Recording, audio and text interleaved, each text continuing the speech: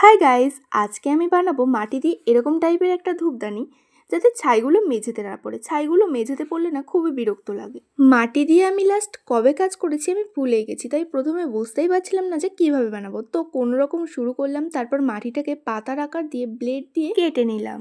মাটিটা এত সফট ছিল যে ধরতে খুবই সুন্দর লাগছিল। এখনো অনেকটাই মাটি আছে, আরও কিছু বানাবো, তো দেখতে হলে অবশ্যই সাবস্ক্রাইব করে দিও।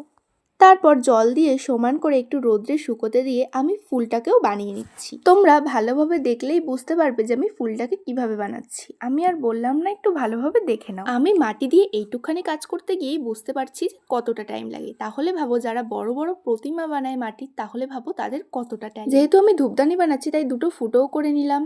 এরপর একটু শুকোলে পাতার ডিটেলসটাও আমি দিয়ে নিলাম। যেই ফুলটা আমি একটু আগে বানালাম ওটা না রাখতে গিয়ে আমার হাত থেকে পড়ে ভেঙে গেছে, তাই কোনো রকমে আমি অন্য রকমের ফুল বানিয়ে নিয়েছি। নেক্সট ভিডিওতে কালার করাটা দেখাবো। টাটা।